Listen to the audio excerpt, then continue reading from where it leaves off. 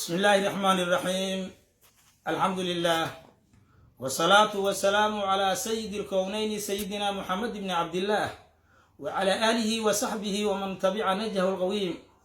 أما بعد، السلام عليكم ورحمة الله تعالى وبركاته أيها الحاضرون وأيها المشاهدون لنا من كل مكان. ما أنت ومالين خميسة تاريخ وكوي لباتن كان نوفمبر لما كنت ميساقال مقعي واشي عبد القادر شيخ محمد شيخ أبو بكر شيخ سومو أفينك قولها بود علماء صوماليات ولا ليالو حانج على إسلاساكي إن أهلا وذاقو كليب ككن وأن أجدنا يدمان أمد صوماليات قارهان هير مقدشو sababtu arrintan aan maanta u duwana waxay tahay badbaadin la badbaadinayo caqiidada saxda ah iyo in dadka la isdareensiiyo in la xisaabtamo. walaalayaal waxaa isoo gaartay oon ka arkay telefishinka qaranka soo dhigaya ninka la yiraahdo Sheekh Umul inuu biri garoonka injineerisow rahimahullah inuu muxaadaro ku dhigayo afkiisana uu ka yiri waxaan dhigayaa muxaadaro muqdisho aan u dhigayo kuna saabsan waxyaabaha keena masiibooyinka iyo waxyaabaha lagu cilaaji karo. waxaan rabaa marka inaad dadka Soomaaliyeed ee maqlaaya ama idaawanaya aan la wadaago dhibaatooyinka waxyaabaha keena in la diraaseeyo sax waaye, wixii lagu cilaaji lahaa in la helana sax waaye, laakiin waxaa la rabaa dhibaatada noocyada horta in la isla fahmo. dhibaatada Soomaaliya haysata waxa ugu weyn badan waxa waaye dagaalada sokeeye ee dalka Soomaaliya ka dhacay ee fikirka diiniga ku dhisan. qofka waxaa la rabaa marka waxaan loo sheegaa inaan fiirino khalfiyaadkiisa. dadka Soomaaliyeed waa dad muslima boqolkiiba boqol laga soo bilaabo zimika nabiga calayhi salaatu wasalaam. waxay ahayd dad sunniyiin ah, dad madhabkooda Shaafici ahaayeen hadii ay soo xilligii madaahibta ay soo baxeen laga soo bilaabo 204 oo geeyo Imam Shaafici 150 ay una dhashay waxay ahayd dad Shaaficiyiin ah oo hijriga ah markaas ilaa maanta laga soo gaaro maanta. dad waxay ahayd ahlu sunnah oo ahlu caqiidadoodna ay tahay caqiidatu ahlu sunnah wal jamaa. dad waxay ahayd ahlu dariiqa ah ilaa laga soo gaaro lixdameeyadii oo ay soo bilowdeen khawaarijtu. walaalayaal, haddaba maxay tahay sababta aan kilibkan u keenayo? waxa waaye sababa soo socdo. koow in laga digtoonaado iyo inaan dib taariikhda u barano iyo waxa soo socda inaan fahanaa. ninka la yiraahdo Umul mawaaqiftiisa ila taqaaniin anuguna aan ogahay, asigu naftiisuna ogyahay. waxaa kamid ah in uu dadka Soomaaliyeed intooda badan oo ahlu duruq ah ama suufiye ah agtiisa gaala ka yihiin oo masaajidooda amiidadka la geey karin laguna duka karin ayuu goobo badan ka cadeeyay. labo, wuxuu dhiirigeliyay dadka ahlu sunna wal jamaa ah meel kasta ay joogaan wixii khawaarijtu ay ka dishanay khudbooyinkiisa ayay kula dhiiradeen. waxaan leeyahay marka masiibada ka weynta waaye in qofka caqiidada laga fasahaadiyo oo qofka caqiidadiisa la fasahaadiyo. waa ogtiin mawaaqifta Umul waxaa kamid ah nabiga calayhi salaatu wasalaam afkaygu ma karee sidaad ogtihiin xaqiraad weyn oo geystay in nabiga la xaqiro waxay tan waa garan kartiin. mawaaqiftiisa waxaa kamid ah in uu xaaraan ka dhigay inuu xalilay oo xalaal uu ka dhigay waraabaha. mawaaqiftiisa waxaa kamid ah dowladda Soomaaliyeed madaxweynaha soo bara mid kamid ah asigoo masaajidkiisa jooga inuu dhiirigeliyay dagaalkii lagu hayo oo khawaarijta ku haysa. haddaba walaalayaal, Umul ma wuxuu bedelay in suufiyada gaala ay yihiin fikirka ama kalaabta ma ka laaban weli waa ku taagan yahay. waxaan kaloo idin sheegayaa masiibada ka weyn ma jirto waa ta isla qaadana soo maahay in qofka caqiidada laga galo oo dadka Soomaaliyeed qof ahlu tawxiid oo adigu gaal u itiqaadiso masiibo ka weyn ma jirto soo maahay. ninkii saas ku dhiirigeliyay dad badan ayaa fikirka Umul waxay ugu jiraan qabriyaal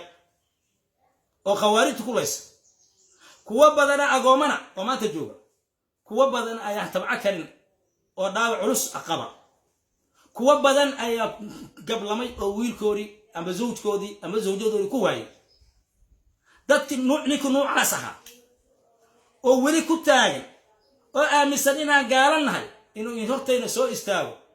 masiibadii asugu oo keenay mid ugu weyninka badneed oo keenay oo yiraahdo weyn kala waramaaba ayaan daro waxa ayaan daraa telefishinka qaranka oo codka dawladda ah in uu soo dhigo ruux la og yahay inuu dhiirigeliyo u ahay khawaarijta ruux la og yahay inuu suuf u yaqaan ahlusunna wal jamaa gaar inay yihiin inuu ka dhigo sheekh weyn oo birito muxaadaro jeedinaya dadka reer muqdishaawiga ah waxaan rabaa umul xadala inay raasay laftiisa umulow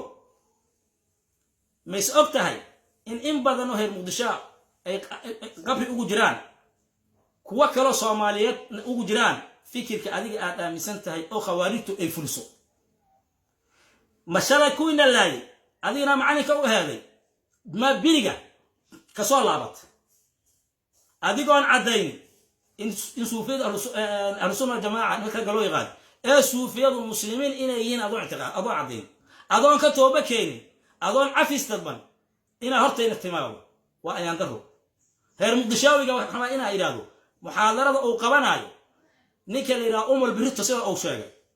telefishinka qarankuna uu baahiyay haysku hategina sababtu maxay tahay ilaahay quraankiisa wuxuu ugu leeyahay wala tarkanu ila alladina zalamu fatamassakumun nar wama lakum min dunillahi min awliya thumma la tunsarun dhulmiga hatta ilana kuwa zalimiinta oo naaru aydin taabato ظلم ظالم حاليا ظلم محاوي إن الشرك لا ظلم شرك هو ظلم إلهي قرآن سعقول الذين آمنوا ولم يلبسوا إيمانهم بظلم أولئك لهم الأمن وهم مهتدون أنا كعلماء أنا واجب أنا صار حق إنا عدينا نقل ربع حق أنا عدينا وحواي ذاتك أهل البدعة أهل الضلالة بدعة ظاهر سنايا نبي عليه الصلاة والسلام حقرا مسلمين تكو قالنا محرومين إن الله ليحن هدي الله إيشو وحقور الآذو وجمعور البضيو ولا تركنوا إلى الذين ظلموا فتمسكم النار وما لكم من دون الله من أولياء ثم لا تنصرون وملحو كلي أنكو إذا سكرنا مركو توبدي سإعلاميو مركو وحو فالسهادي أو سمايو waxaan rabaa marka in dadka Soomaaliyeed ku baraarujiyo ninka muxaadarada bihi qabanaya waa nuucas waa ninka nabiga kaleey salaatu salaam xaqiray waa ninka fikirka khawaarijta u sheekha waa ninka dad badan ay qabri ugu jiraan kuwan u dhaawaceen kuwan u hanti beeleen kuwan hadda u handadan yihiin oo ahlu sunna wal jamaa oo ahlu dariiqa ah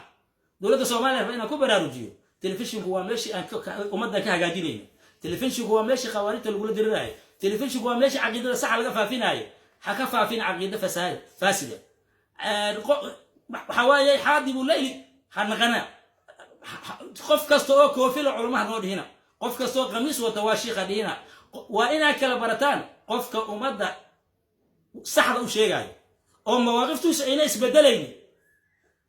أو دين تيس كل أوصل إيا قف ك مال بجيت فورا وإنا كالبرتان مرة من عقيدة جورجورة عقيدة ثابتة أو كتاب يسونا